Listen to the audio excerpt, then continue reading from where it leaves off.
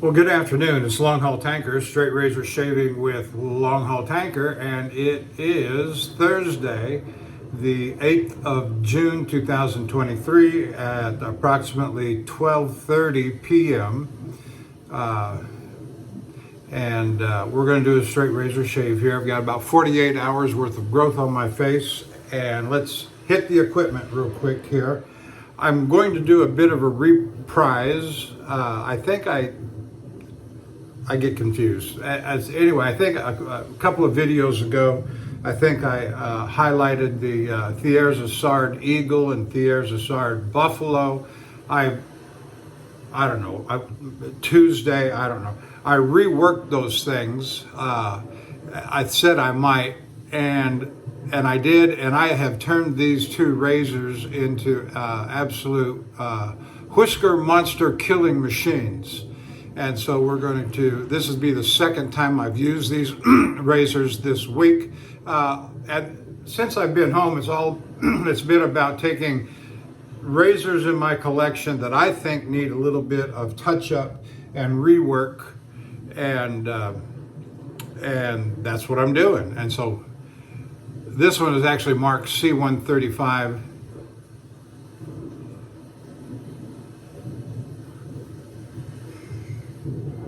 There it is, C135. It's a 6.8 C135.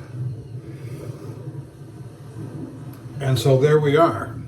And for the soap, this morning we're using Martin de Condé Fougère. We used the vetiver, I think, on the last video, or the video before last. Anyway, don't matter. And we're going to kind of go with an all French theme here, and so our brush is the Poisson number 20 High Mountain White bristles in 30 millimeter set in natural horn. And so we're excited about that. That's a beautiful brush, and so let's get started here. I don't have a lot to say today. I'll be going down to the truck tomorrow night. I may or may not have a shave from the driver's room, as I've done sometimes in the past before leaving on a trip going to Port Hope, Ontario, going right up into the smoke and the so forth.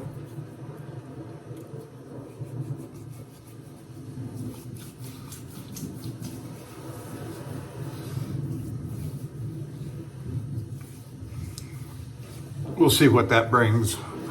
Hope it's not cancer. Breathe that stuff into the lungs. You know, so we shall see.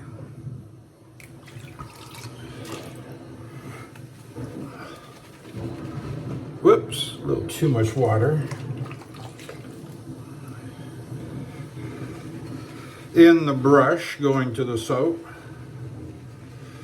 And we're going to give it a good lather, a good loading. I haven't picked out my front piece yet for the video this morning, and I have no idea, but it'll be something in exaltation of the Lord Jesus Christ, His word, or in exposure and condemnation of grievous sin.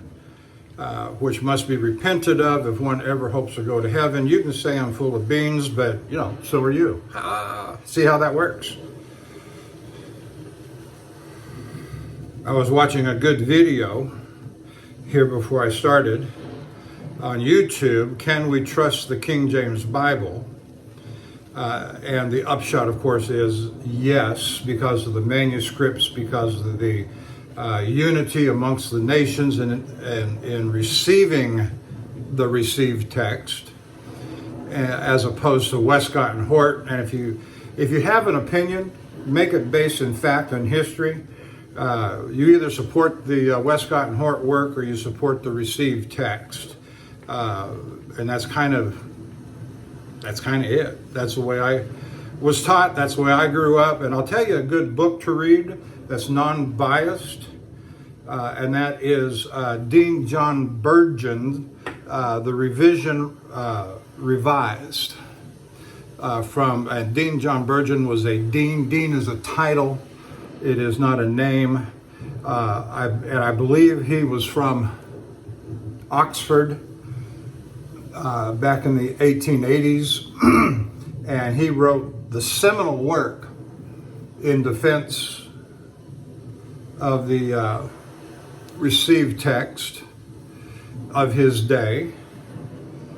And I've read a lot over the years. In fact, it was once I learned about the controversy in school and in seminary, and you always have a starting place, right? And so that was my starting place. And I learned about John Burgeon back then, and the revision revised back then, and that was one of those things that stuck with me for a lifetime. And I've got dozens of books in my library on the King James Version, how we got the King James Version, the text from which they were translated, and overall, who's the other guy? Hill. I forget what Hill's first name is, that wrote several books on defense of the King James Version. And so you can have confidence, rest assured. And when I say rest assured, I don't mean on your laurels from the sideline. I mean you can rest assured in the evidence as you begin to pour into it that the King James Bible is reliable based upon the majority text or the received text. I understand there's a little bit of difference between what's called the majority text and the received text. I understand those differences, or I'm aware, I should say, of those differences. And I accept the received text. I've got several copies of the received Greek text in my own library. And I had, when I was in seminary, when I was a younger man, took those classes on textual criticism and first and second year Greek, New Testament Greek, Koine Greek. So I am not unacquainted. I can't say that I can read the text of the New Testament anymore like I used to be able to do with some practice and study and preparation for an exam. We're going to translate Gospel of John chapter 1 for a test tomorrow. Be sure, and so you go home all night and study the words and the vocabulary and the part of speech that it is, and be able to what they call decline those words, break them down grammatically, what part of speech, what case they are, and so forth.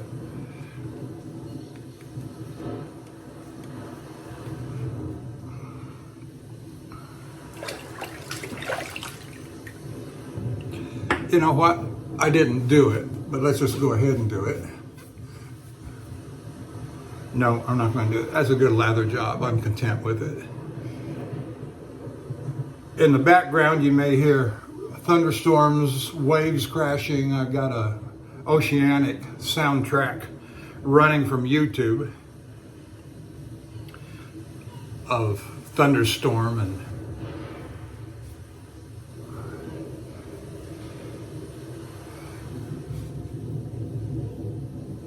supposed to be and there's a picture of a red and white lighthouse sitting overhanging a bluff over the ocean. Quite handsome, quite attractive.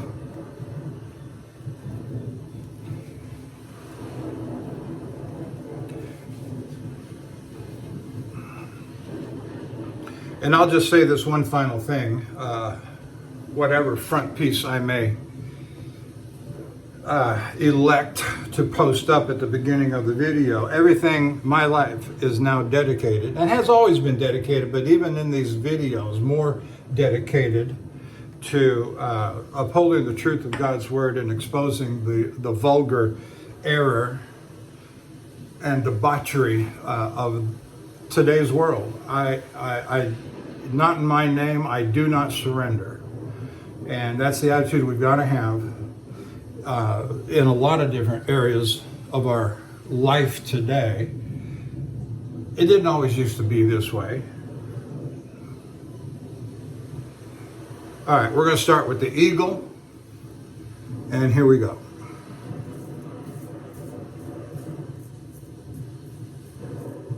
Yeah, it's just these first few strokes are just killing it. I can feel just popping.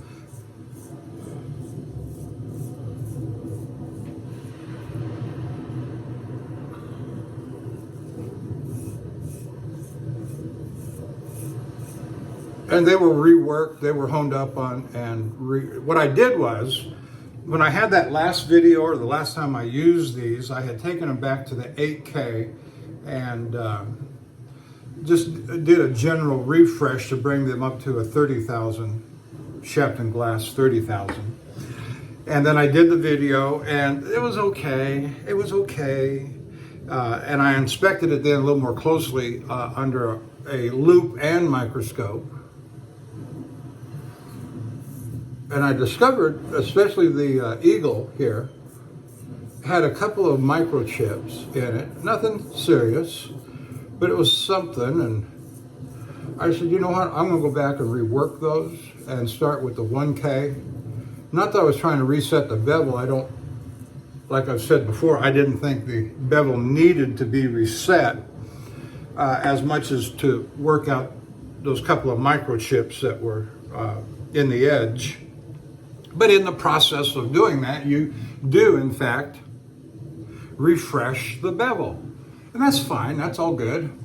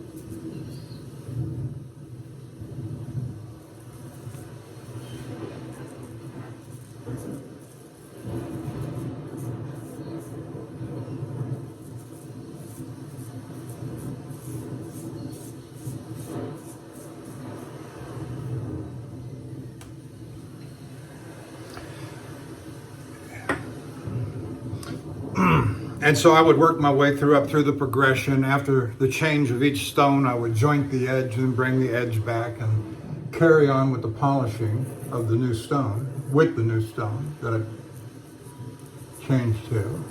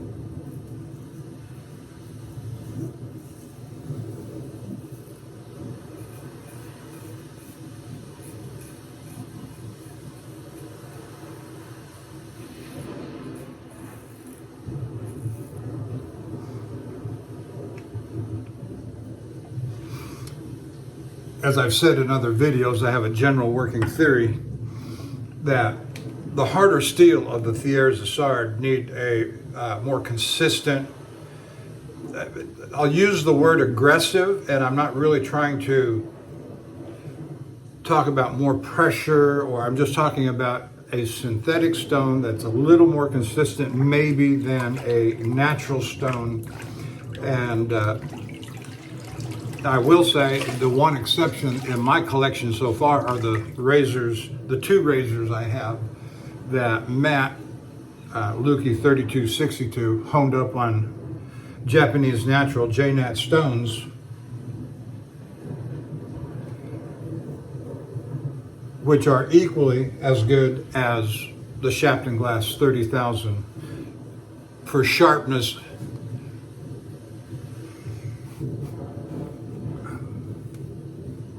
and they work very nice, those two. And those are the two razors that I used in the last video, the George Wustenholm and the Dovo Waffenschmidt.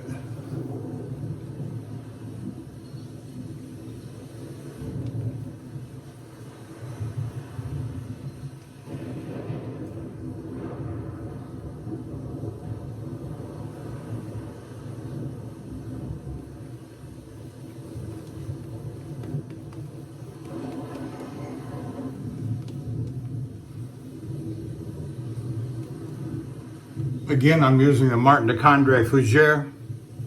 It's got a lovely scent, outdoor, fern-like.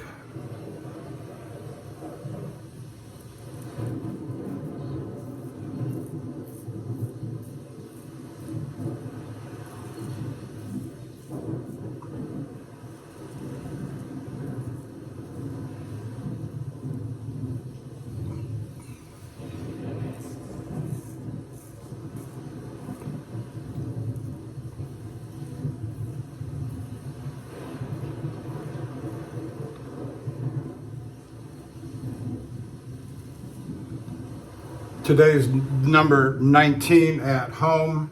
I do have a load and I depart Saturday morning. I'll go down to the truck tomorrow night, but it's still day 19 at home. And I did get paid today for my last load to British Columbia. We have like a 2-week. The end of our bill of our payroll cycle is Friday night at midnight.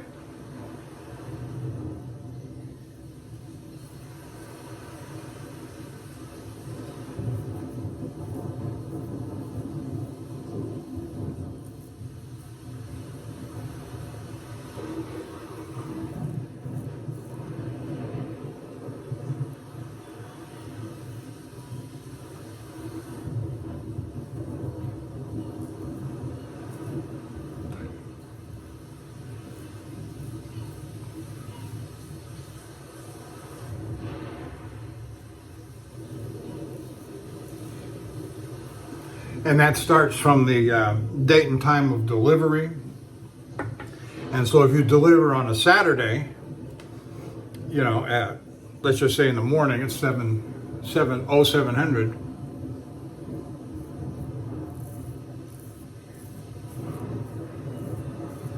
The end of payroll for that week then would be the following Friday. And then there's a paid in arrears of 2 weeks. And so actually you end up waiting 3 weeks for that paycheck, for getting paid on that load.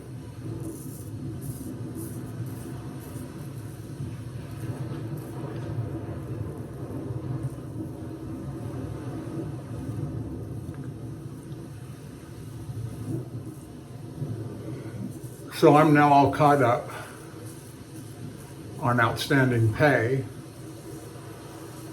And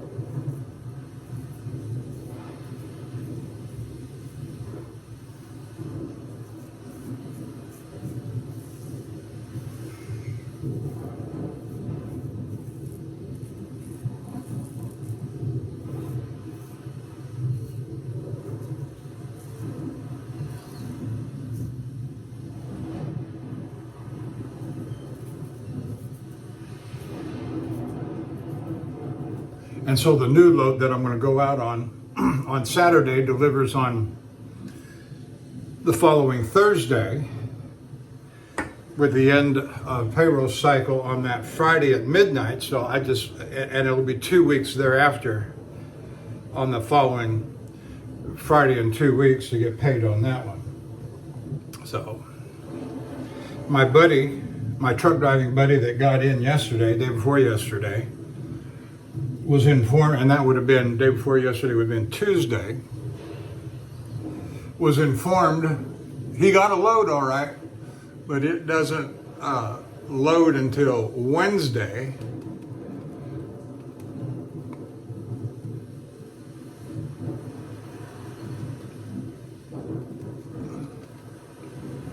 Of the following week.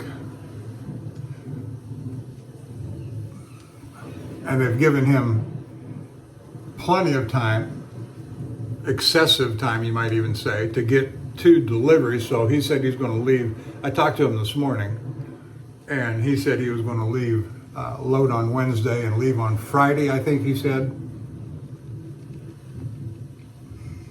But that's the way he drives. He likes to cut it right down real close. I forget where he said he was going to go.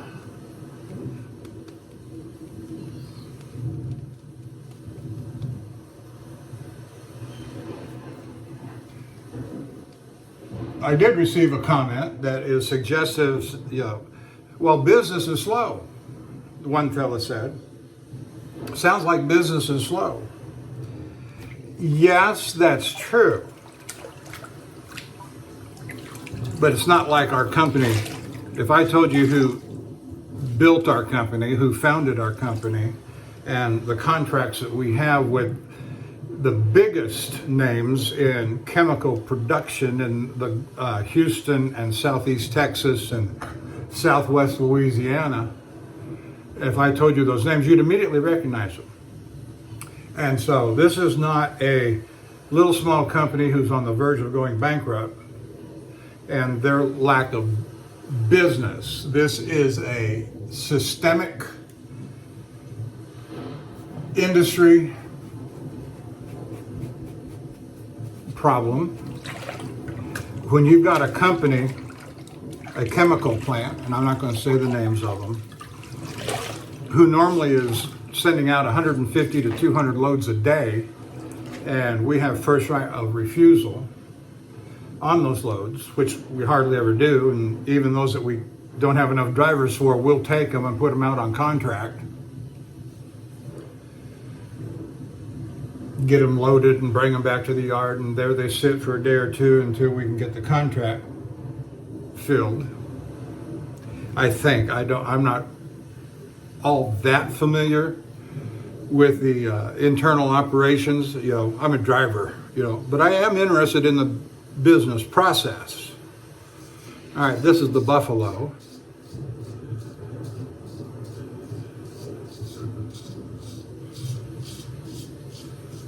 Oh, this is just beautiful, just beautiful.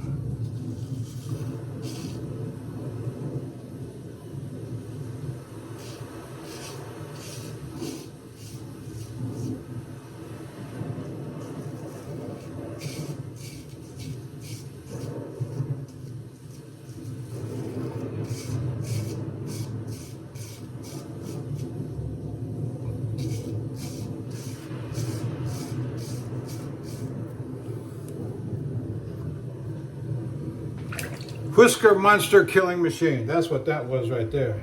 Both of them. This is also honed up on the Chapman Glass 30,000. But as I say, honing, I've got this working theory that hard steel razors, I was going to say should, but that's too demanding of a word. Do what you want to do. That's kind of that's one theme I operate under. But for me, highest and best use on these razors is a consistent synthetic stone.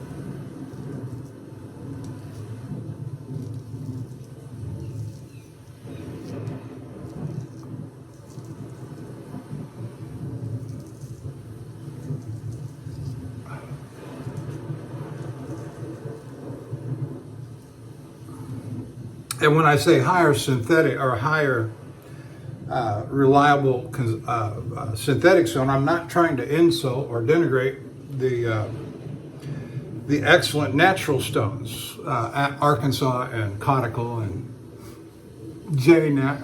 As I say, the J-Nat stones that I have that Matt honed up are excellent. They are very sharp, as you can see from my last video.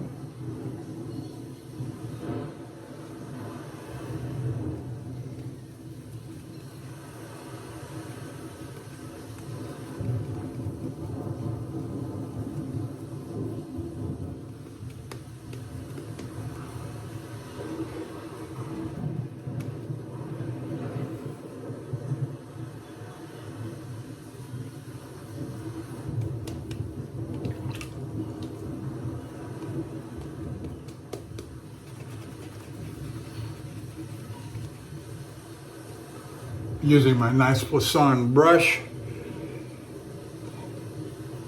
French tools, French ingredients. I'm just happier than a pig in slop.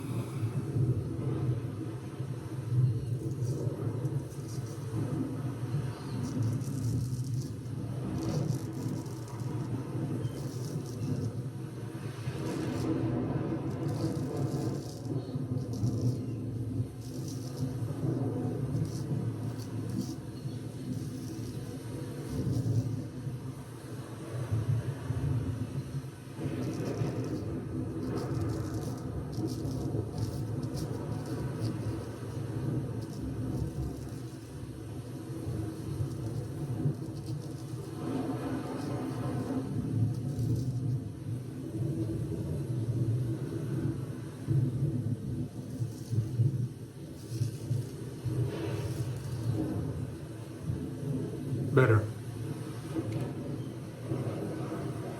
I did something a little different there, based on my normal practices, and that is I took the razor a little bit further behind the earlobe to come down the back of the neck there, and it does feel, this is always a trouble spot right there.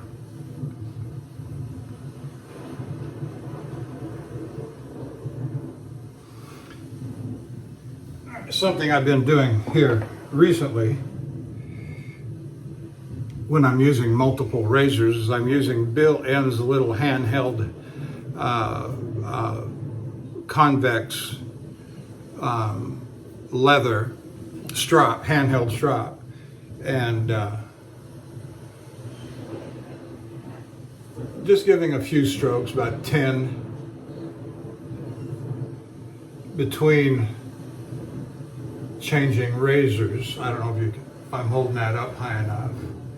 And there's a little convex in it, and the razors were honed on flat stones, but I think it does a good enough job between razors and during the shave to just do a little something.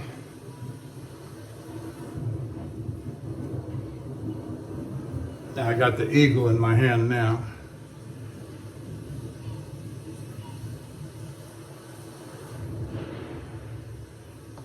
And just do a little something to align the edge.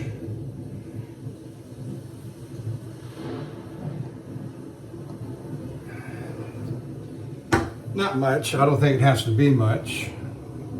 I've been watching some Maestro Livy shaving videos with his barber buddy. I think, if I remember right, his name's Luigi.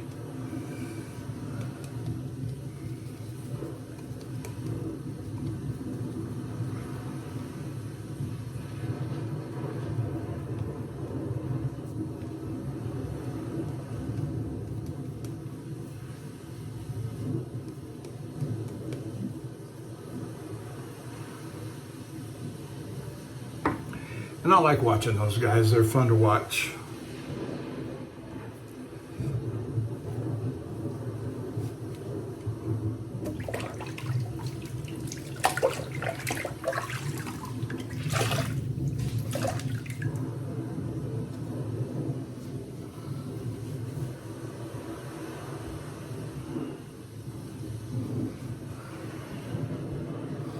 All right, starting the second pass.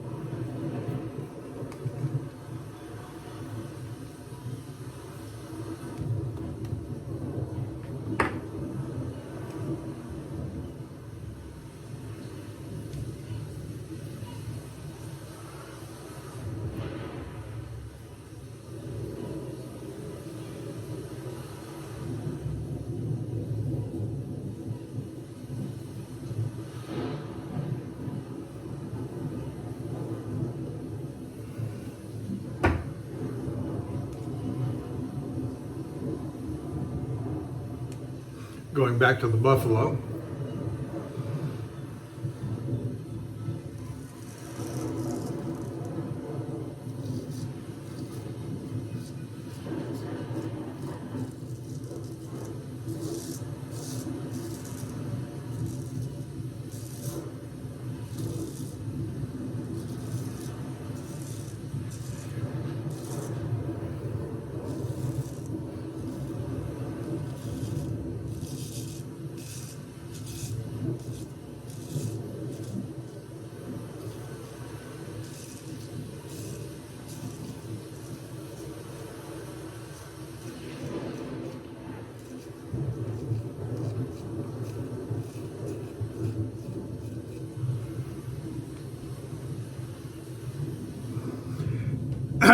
My video watching of late, shaving video, I watched Martin Shaves last night for a little bit, and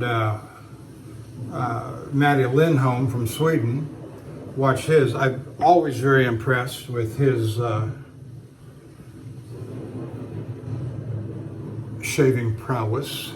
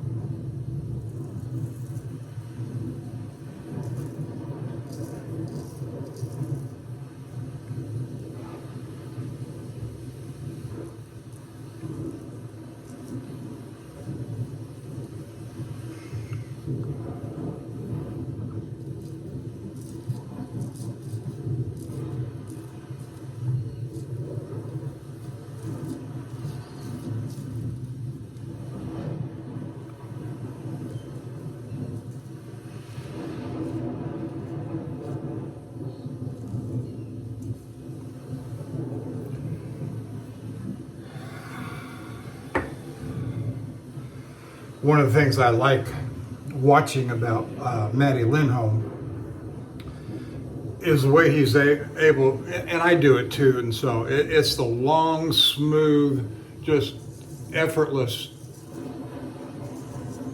strokes. Now my chin is so pronounced, I can't just come, I've seen others do this too, they just come up and flip over the curvature of the chin. And I have a feeling that I would slice my chin wide open if I did it that way, so I don't.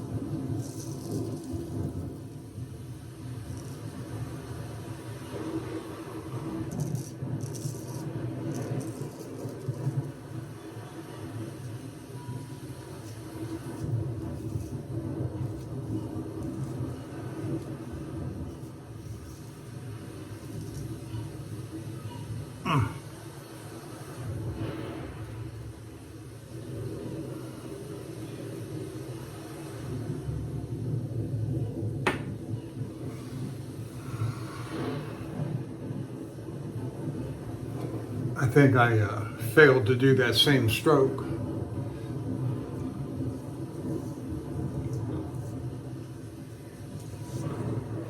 On the bottom side of my neck, on the right side of my face, so I will go back and do that.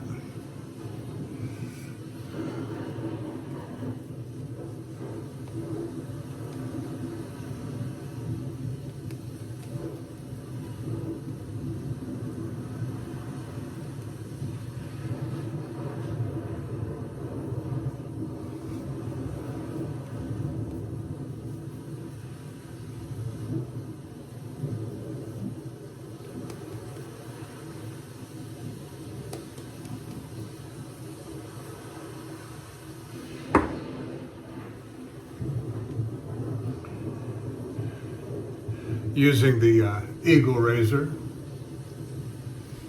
Yeah, I didn't do it because I didn't stretch my ear.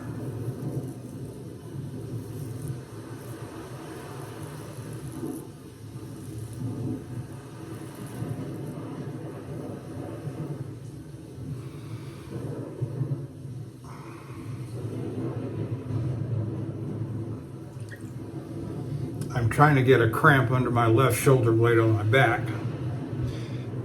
and it's annoying me.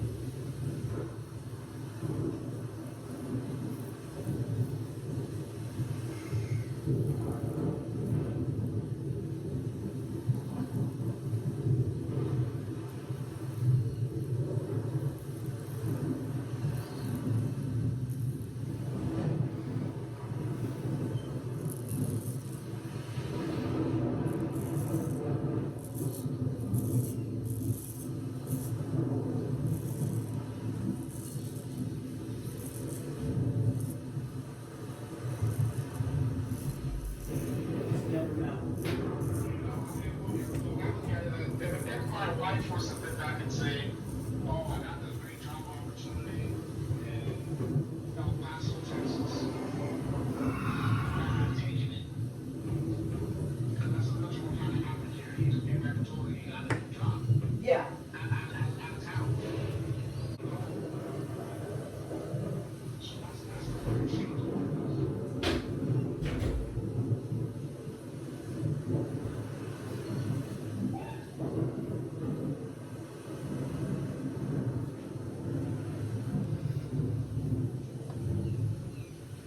Now I had a little moment there with my wife that I had to cut.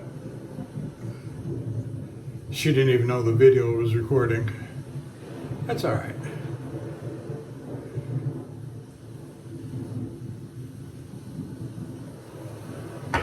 So that's the Eagle razor.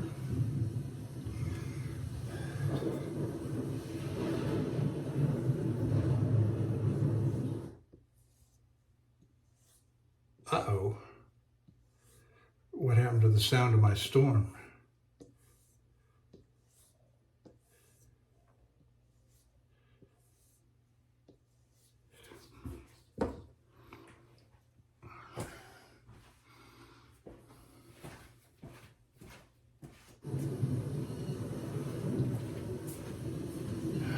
Had to do a rebuffering job.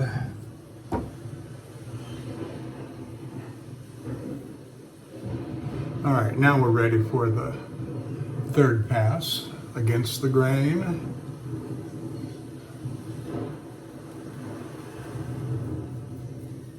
And we're going to go with the buffalo razor to start with.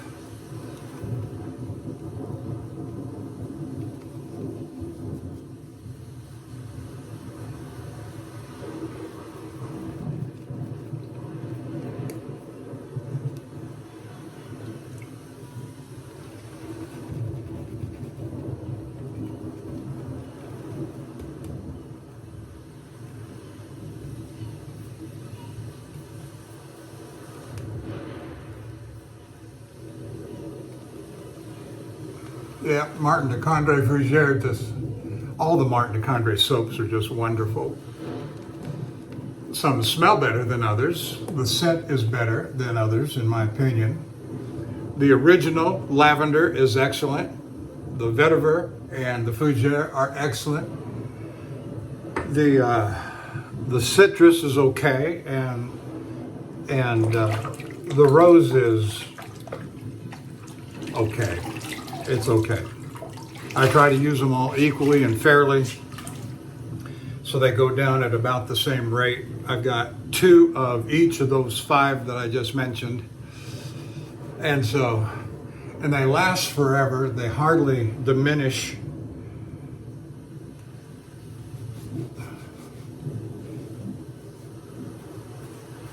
They hardly diminish as you use them. It would easily, if you used one and that's all you use, and you're home and you shave regular, not like some bum like me out on the road all the time. And I use one for 4, 5, 6 shaves while I'm out on the road. All right, buffalo razor against the grain.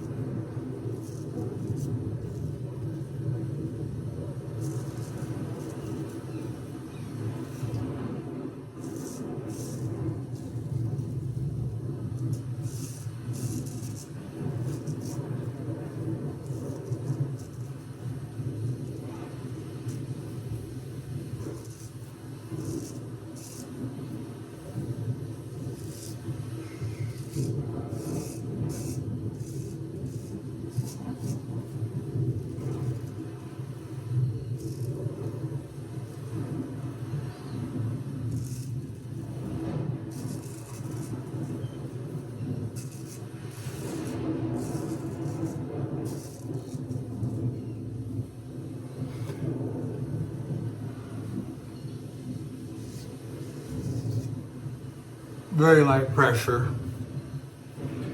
in my sensitive areas. Under the chin is one of my sensitive areas.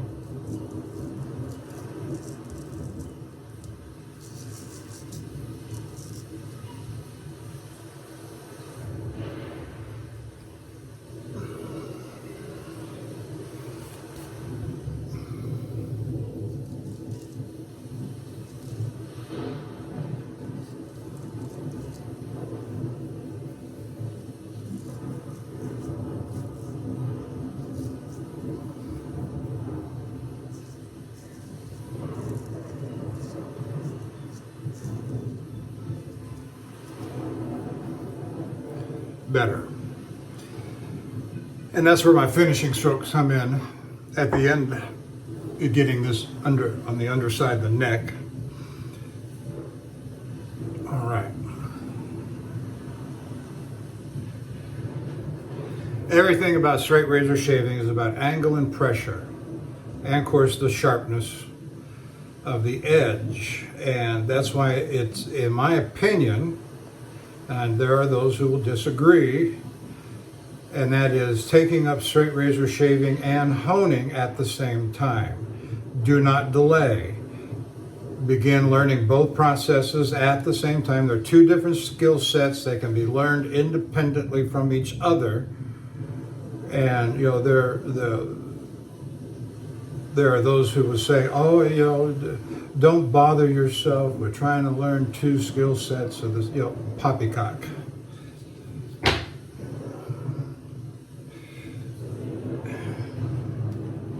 All right.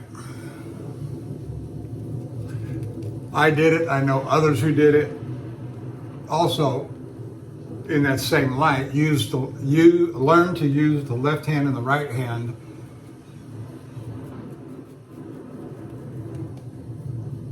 in their appropriate manner.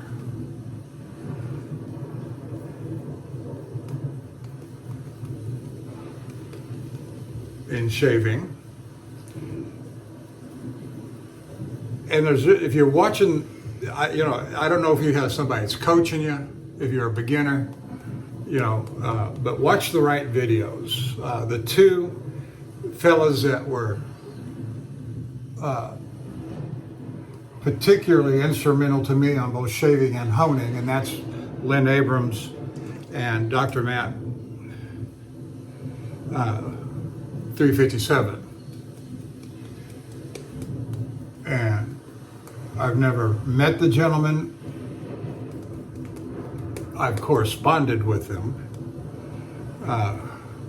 Another one that was instrumental early on for me was GS 6-gun. And he was gracious enough to receive and take several of my phone calls in 2015 and 16, questions on honing.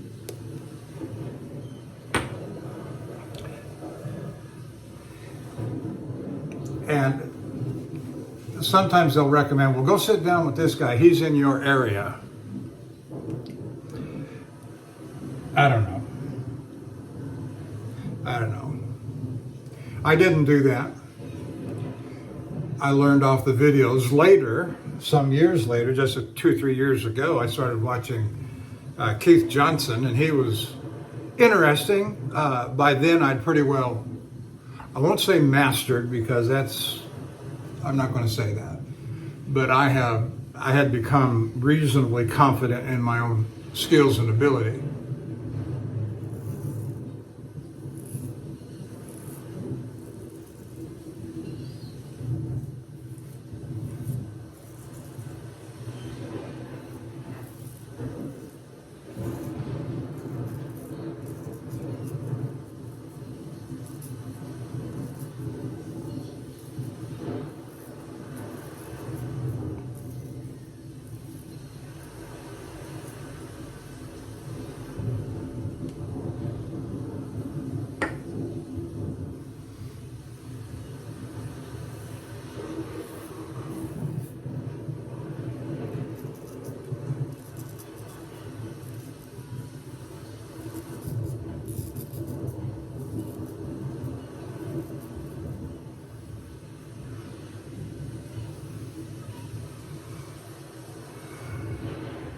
Some people will say, well, honing's not very hard, and it's not.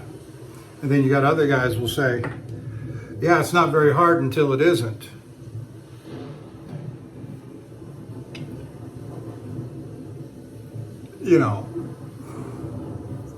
I've got a generator sitting out in my garage, 7,500 watt gasoline motor generator.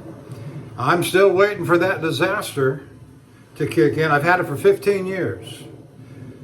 Since almost, just after my wife and I got married 15 years ago. Anniversary's coming up here, by the way.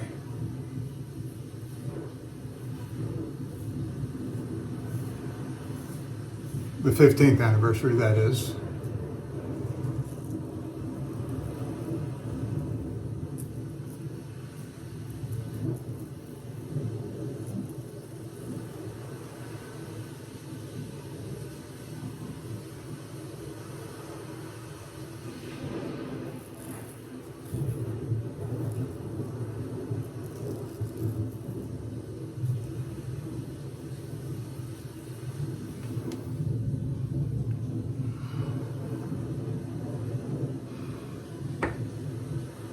And I'm sure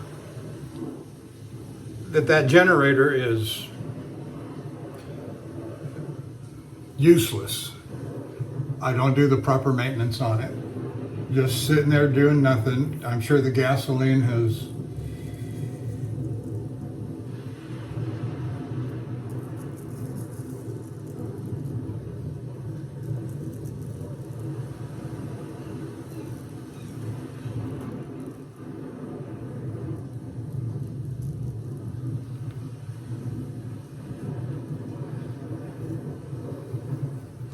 gummed everything up. I'm sure the oil is blah, blah, blah. And so, waiting for that hurricane, tornado here in Spring, Texas, those things happen.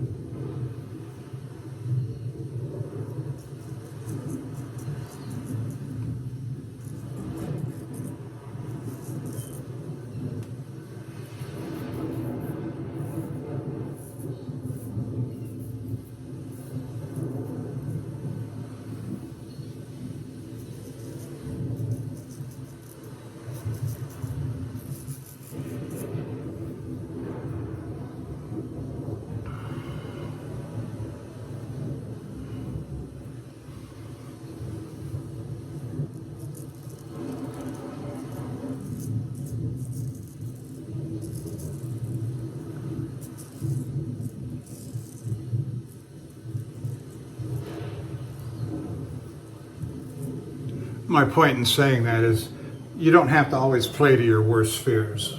Honing is easy. Laying a blade flat between the spine and the apex and rubbing it back and forth with varying degrees of pressure, light finishing strokes until you got it. Start with practice razors like a gold dollar, and it doesn't take long. Yes, you get better over the years.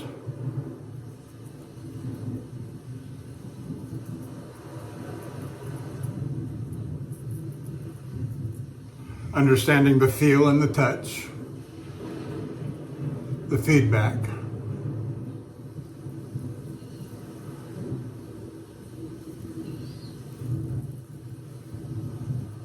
And nobody taught me that. I just did it until I understood it. And it comes. You can feel it.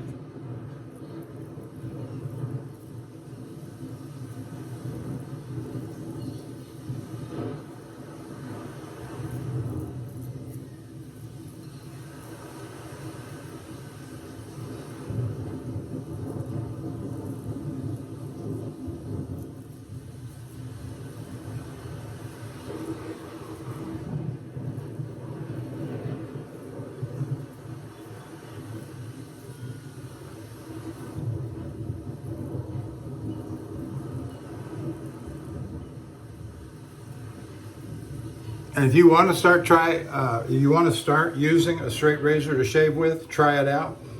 Don't let your fears stand in the way. First time I picked up my razor, it was a gold dollar. And I'm coming down like this. And right here, first time, cut a gash right there in the corner of my lip, and it bled for 2 hours. And my wife says to me, "Are you ready to quit?" I said, "Oh no." Well, I'm holding the tissue against my face.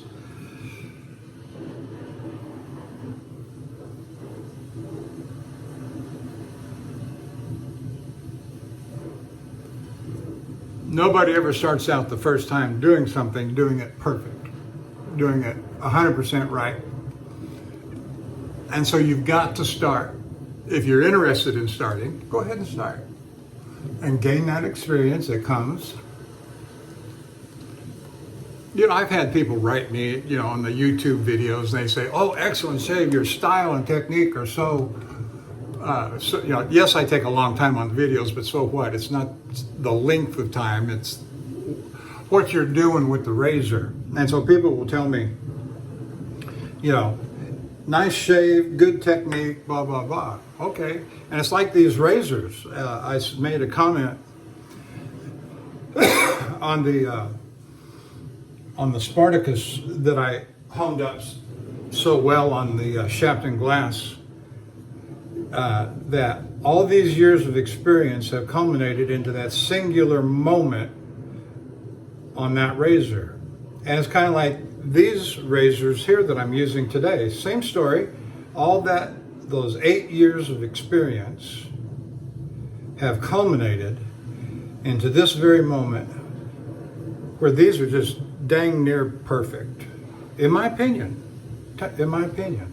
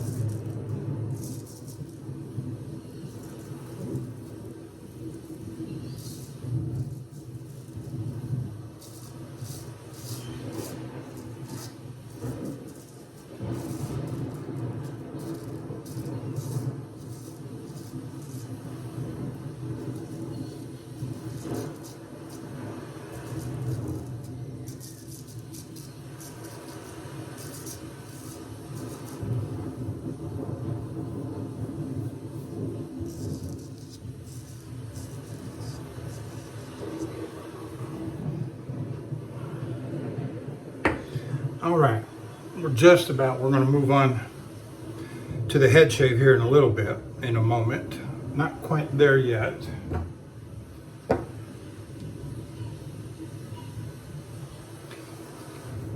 You want to wash everything off and then do the sideburns and the finishing strokes.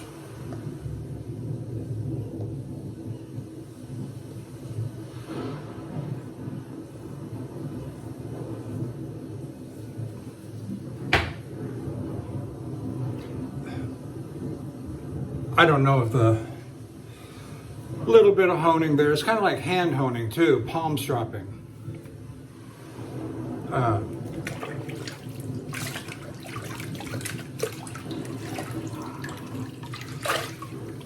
don't know how much good that does, you know.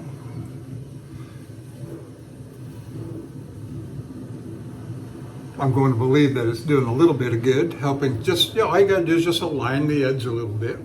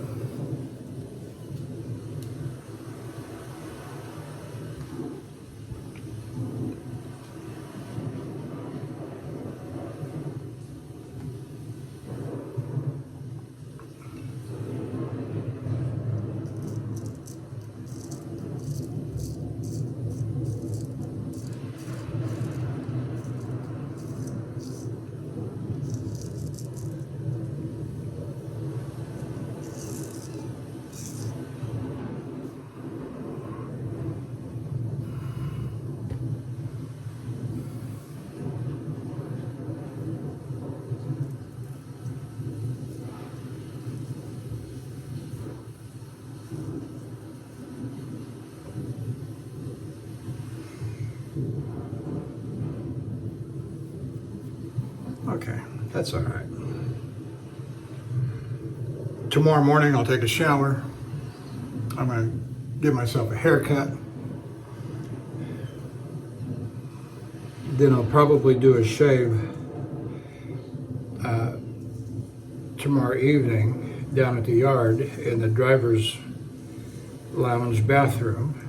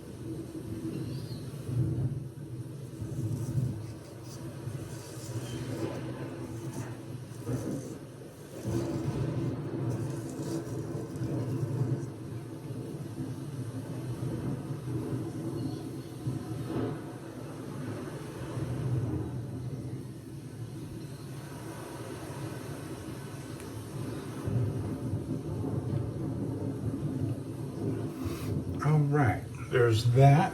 All right, let's move on to the head shave right here.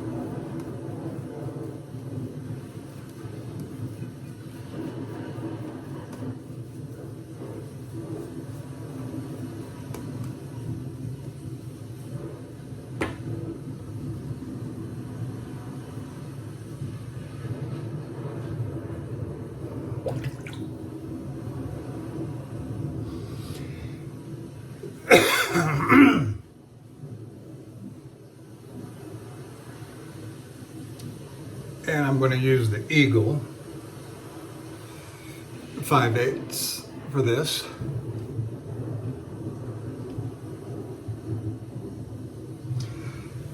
A little tip that I do when I'm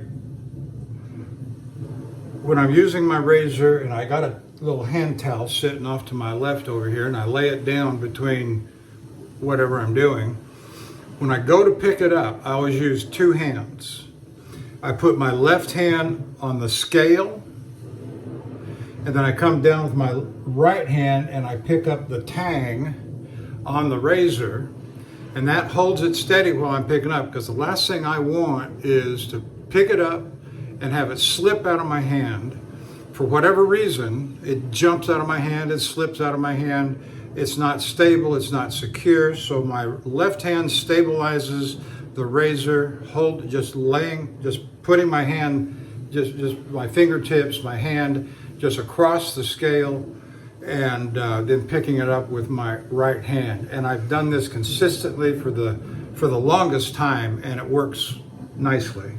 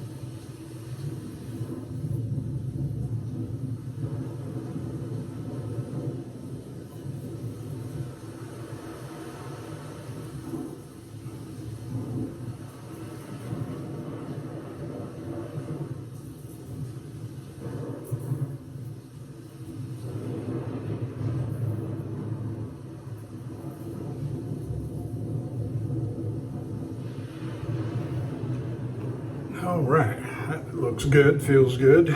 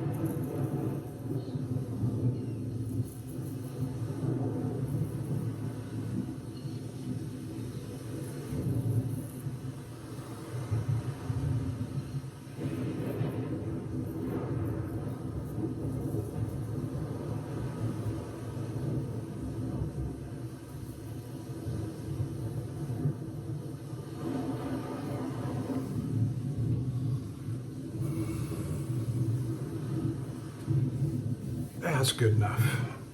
Good enough till my haircut tomorrow.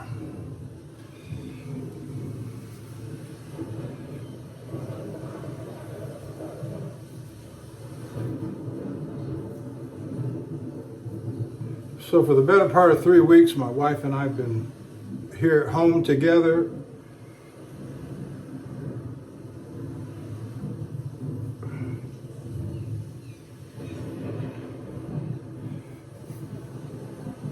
We've been cooking together, having a lot of fun together. Ouch.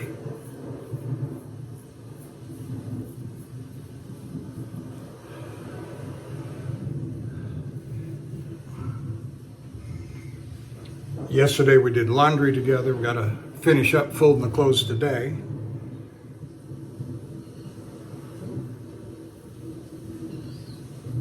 And hanging them up and putting them away, of course. I washed the ceiling fan blades, the 2 fans out in the patio.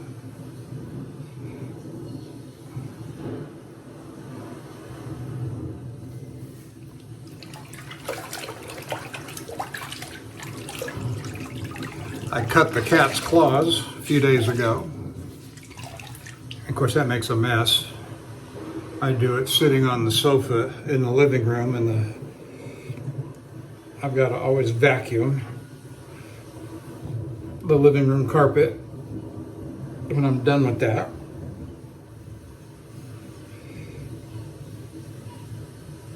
I know they say it's inhumane to declaw a cat. Our cats never go outside. They are indoor cats. If I had it to do over again, I would rethink that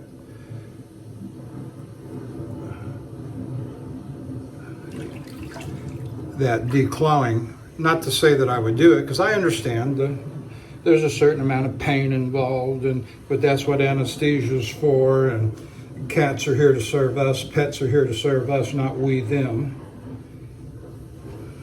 That's my opinion. And when you buy a $10,000 to $12,000 leather living room furniture set, last thing you want is cat claws marks in the leather. And of course, the cats are allowed up on the furniture, the dogs are not.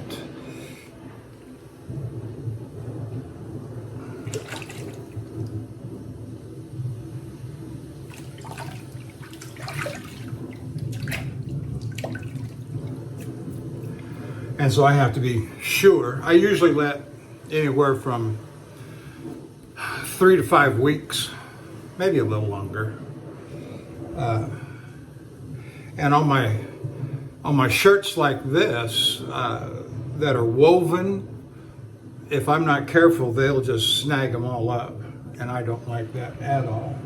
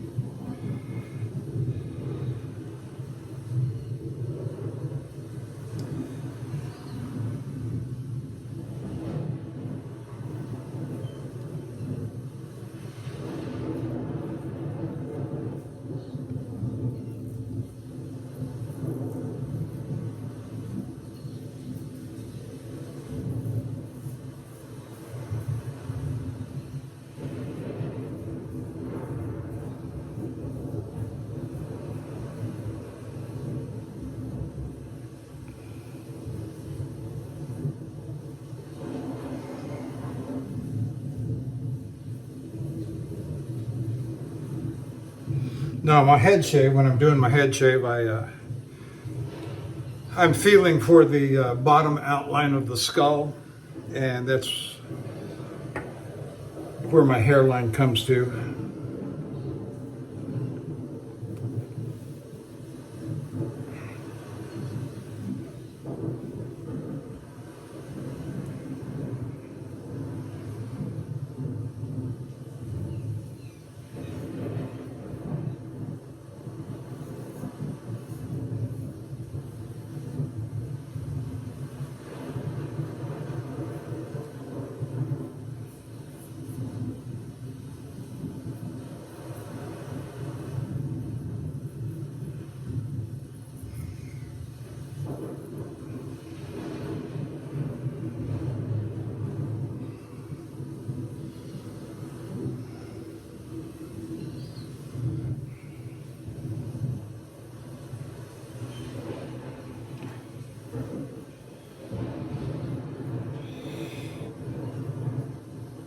So I'm going to have 5 days. If I leave Saturday, I'm going to have 5 days to go what would ordinarily be 3.5.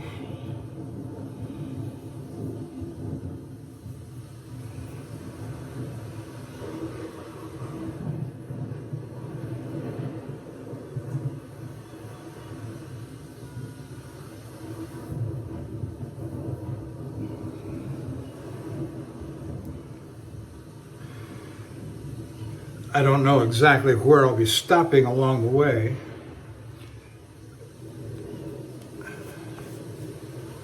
Tuesday night, I'll end up in K-Pac, Michigan. That I know. And then Wednesday night, I will be on property of my delivery. Saturday night, that first night out, I will probably be in Shreveport, Greenwood, Louisiana.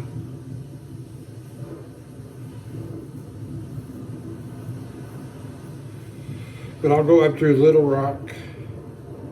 I'll go that U.S. highway, I think it's 67.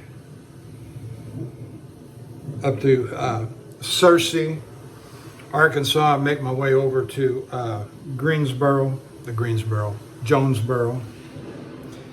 I'll go on over to Blytheville and connect up with Interstate 55, go north to Interstate 57, 57 to Effingham, pick up I-70 to Effingham. That's what I'm thinking about doing. I understand there's some construction around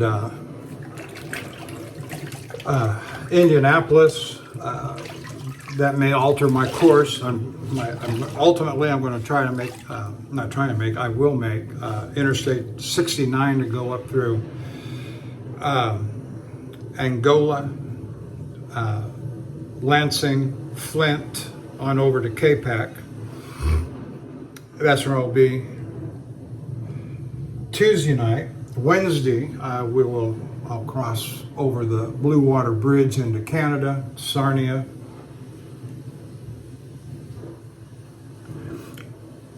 All right, that's it. We use the Fougere. We use the 2, that's the Eagle, and this is the Buffalo. One's a 5/8, the other's a 6/8. They're very similar razors. We use the Plisson number 20, 30 millimeter, high mountain white, natural horn handle. Let's go ahead and take a minute, I guess. Hour and a half, another couple minutes aren't going to hurt.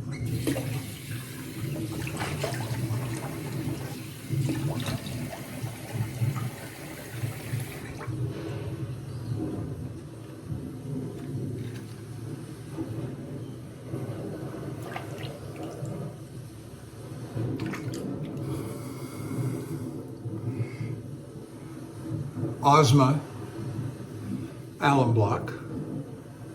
And it's really quite nice. Nice, you know, for me, little sting in the usual places, but other than that, not bad at all. That's all I'm going to do on the face. I'll get the aftershave on the head and the back of the neck.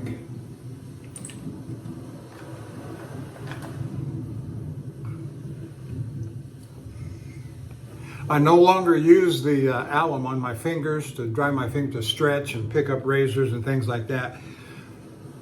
Once you get an alum stain on steel, you will regret it. So my advice is do not use alum on your fingers for better grip on your face and on your razors. You'll get a blackened alum stain on your steel of your $500 razor, and you will kick yourself forever. Martin, feel free to chime in there.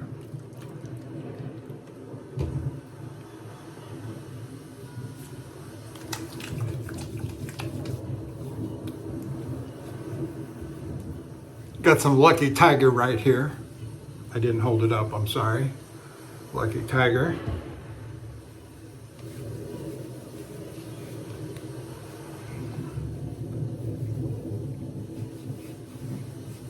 Very nice indeed. All right.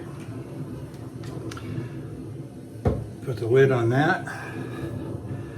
Put the lid on the fougere. I love the smell of that. It's just wonderful. And then we're just going to use some Florida water.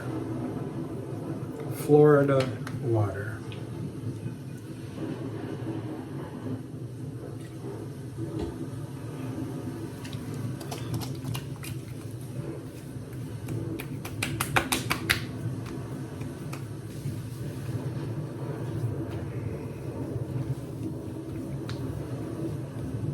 Very doubtful that I will do any shaving videos on the road, but I do have a long layover on that Wednesday morning. I'm not going to go in. It's about a 6-hour drive from Capac, Michigan to Port Hope, Ontario, and so I will probably not leave. I want to get in there after business hours and not go on site before, and so I'll probably not leave there until noon or 1 o'clock Wednesday afternoon.